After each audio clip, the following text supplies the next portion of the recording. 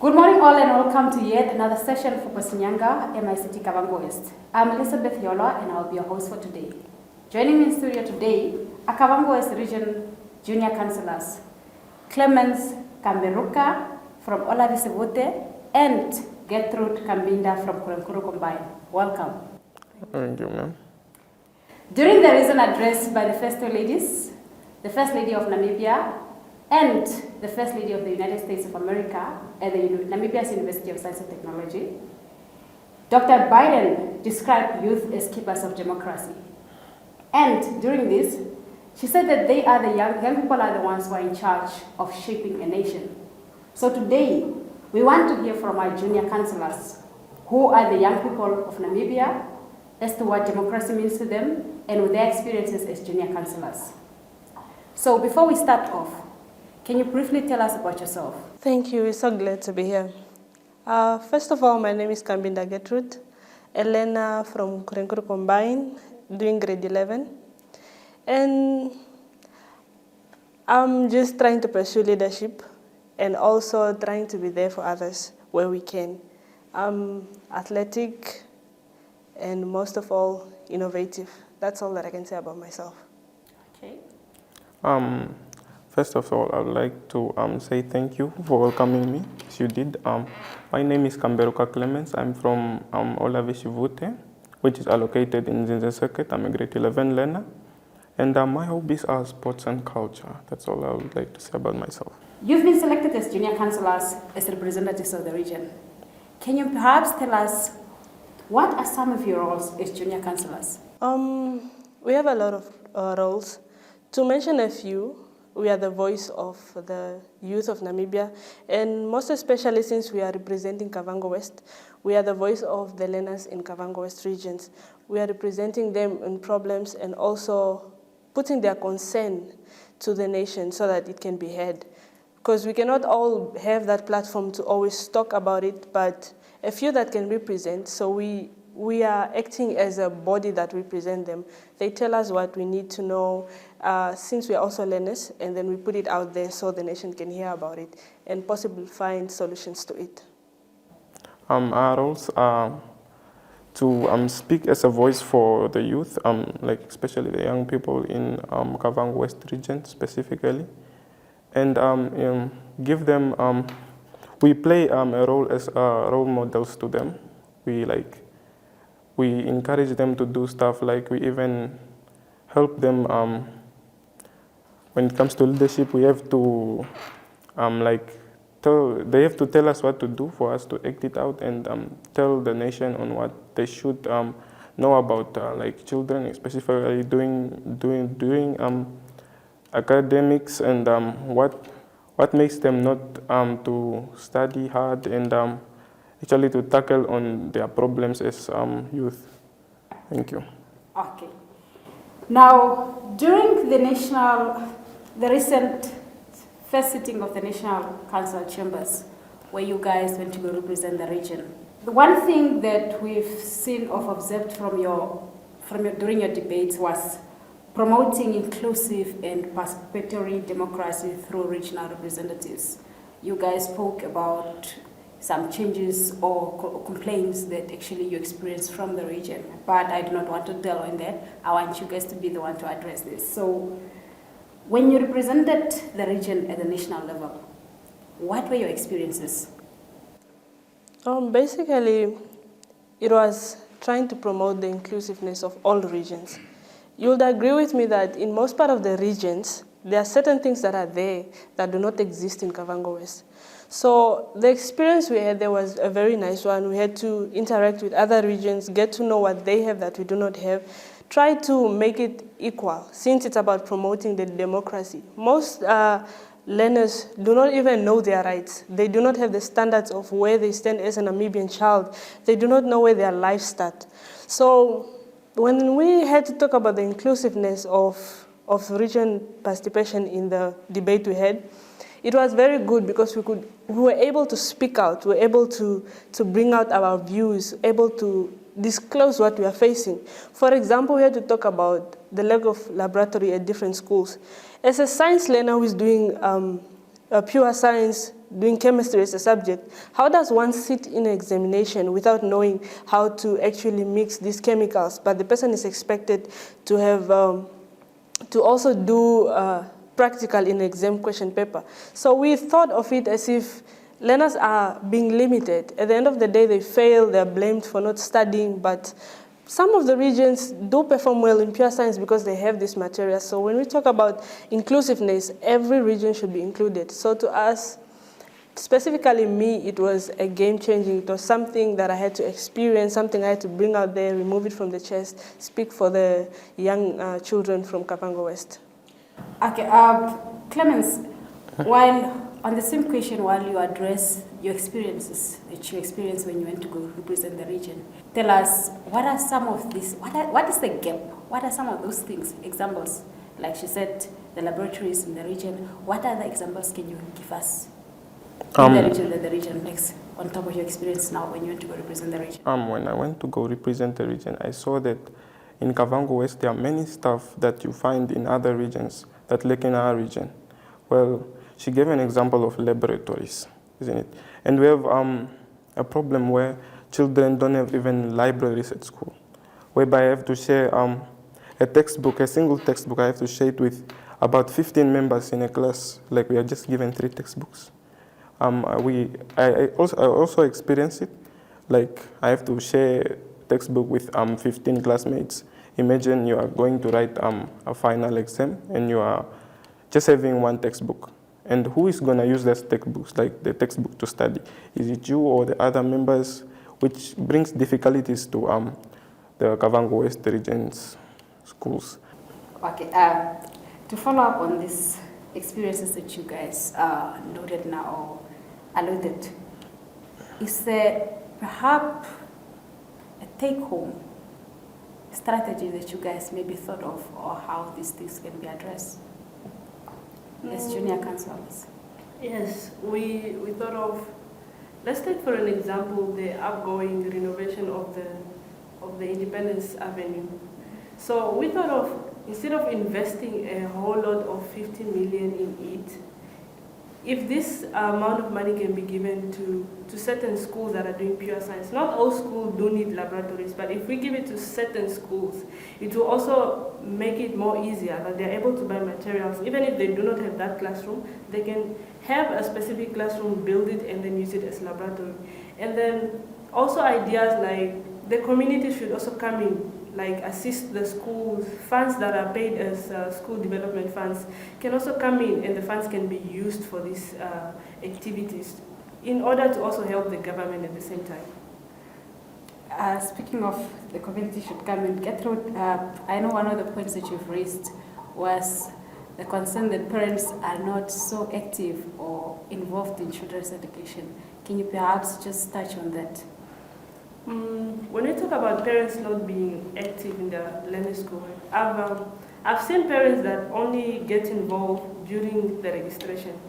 They only come to school, request the school to take in their children, sometimes pay half of the amount for the learners' funds, and then from there, this parent is never seen at school. No matter what this learner does at school, troublesome or anything, this learner will be sent home. The parent will never come.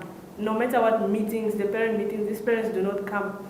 So the only time they are present is at the beginning of the year and at the end of the year. So it's like, even if they put up a program where parents have to come talk about this, there's no transparency between the teachers and the parents. Teachers do not know the parents of these learners that they're teaching. Parents do not also know. So if I, as a learner, go home and then accuse a teacher for treating me bad, as a parent, I'll say whatever I have to say. Tell the learner. So it's like you, as a parent, are not advising this learner that no matter what happens, you are a learner, she or he is a teacher.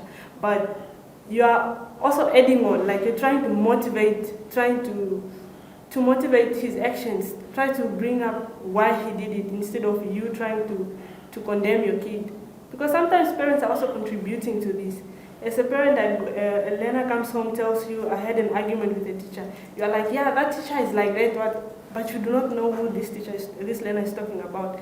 So to us as Junior National Council, parents should come and interact with these teachers. Find a session in a week. Sit with your learner in class and see how your child interacts with these teachers. What if this learner just goes to school, sits, while they're teaching, she's sleeping, and after the lesson, she goes home. And at the end of the day, she fails, you blame the teacher for not teaching. So these are some of the problems parents are also contributing to it. Okay, Klemens, since Getrud spoke about parents and their involvement in education, can you perhaps, as a junior council, tell us, as a learner, we've seen recently that Kavango, the national results, how bad they looked the past year. What role does a learner perhaps have to play in ensuring that they perform well as learners? Parents should also interact with teachers because there are kids that have two faces. At home, the kid is well behaved and all. When that kid goes to school, it's another. They know him more of a provoker. He provokes others and stuff, but then he's troublesome at school. When he comes home, the parents just know him as, no, my son is a good behaved student, he studies and all, but then when you turn the page and go to school, he does different stuff. He does different like he does from home. Okay. Now, as junior councillors, what are perhaps some of the challenges that you guys experience, and what are also the strengths that you gain from being junior councillors? You would agree with me, we are living in Kavango West. Not everyone is willing, or not everyone is supportive of where you are. And then you also agree with me that being a leader at a very young age, people see it as a waste of time. When it comes to politics, it's a total waste of time. So I remember after we came back, and then someone is like, you're just a young girl wasting your time. So these are some of the challenges, because we have people that are on top of us, but when they look at us, they're like, but you could have done something better. You could have done something. Why politics? Why that? Why that journey? It's just a journey of no return. You go, you come back, the things still remain the same. And I've experienced people who will be like, you're just too young. Take your books, read. Criticism is there. Judgment is there. So challenges are always going to come here and there. And most of the challenges now, since we are Milena, is catching up with schoolwork, meeting and appointments. I have to come back, work extra hard. When coming back, I always have to put more efforts than others. I remember others leaving the school ground yesterday, but I had to remain till 5 o'clock just to wrap up everything, to make sure I'm not left behind with anything. So it's so much work, going to bed very late, waking up so very early, then school, and then meetings. So it's just so hard. But then the strength for me is the motivation I get from my teachers, from my mentors, people that are there. They always keep pushing. Don't worry, it's just the beginning. No one is seeing it, but as long as you know what you're doing right, you're going to be there. It's just the motivation. And most importantly, it's how my parents are taking it, like how they motivate me, how they are there for me, supportive, regardless of the fact that I'm doing grade 11. They are not pressurizing. You might fail. They might not add, this junior council thing will not add marks on it, but they are just there, making sure I balance it, the junior council side and the schoolwork aside. So it's about balancing. The challenges are going to be there, but we are going to work. It's just going to be there. That's good. Yes, Klemens? There are many challenges that come with the package of leadership, whereby you get people that criticize you. Some might accuse you of something. Some might be just no, you are just too young for leadership. But then I tend to reply to them in a way that I say leadership, it's not like something you can play with, or you might be like, you never even knew how to do leadership, or you never even got like to be a class captain in class or something like that. But then if leadership was maybe meant for you, you'll still embark in such a journey, even though things get hard. But then challenges like people criticizing you on like, maybe no, you are not fit to do leadership and stuff. The challenges are there. Well, I remember even coming back from then, like my classmates are like, yo, junior councillor, how are you? You look light, you see, something like that. And then they just want to make you feel bad and trying to like put you down. But then, yeah, we'll keep pushing as junior councillors. Well, and we're just trying to like, I'm just trying to balance education and the junior council part, whereby I have to, like, I remember when I came back, my colleagues were down with two tests, and I had to like write them all at once, which are like different subjects, which was math and chemistry. But then, yeah, it really helped because I also studied on that. But then, yeah, it's a wonderful journey. You know, Madam Kingo says that whatever is holding you back, you deserve to be free from it.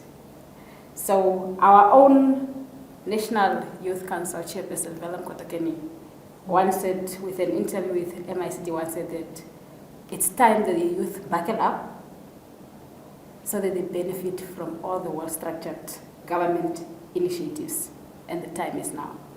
So, Klemens, what is a message that you want to send to the fellow youth out there?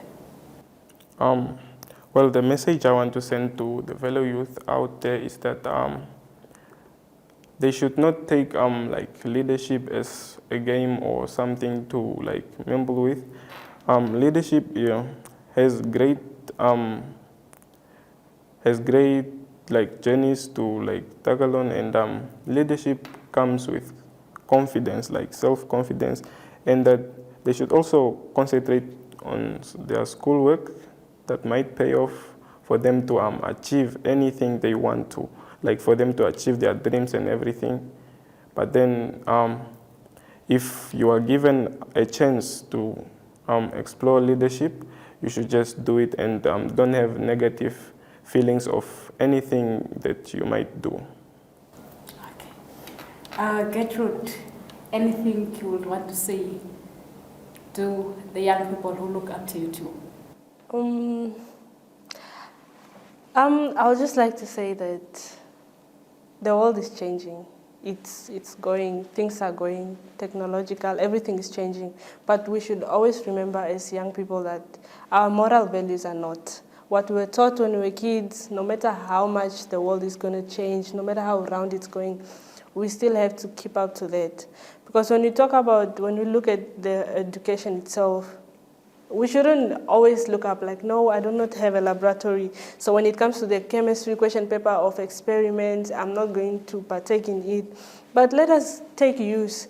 There's technology, we go through it and try to make use of it. And then, leadership is not easy.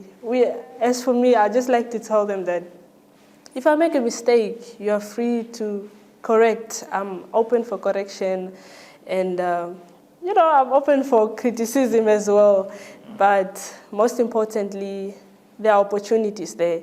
Let us not just look at it like, no, some opportunities are for some people, but let us all embrace the opportunity that we're given by the government. That's all.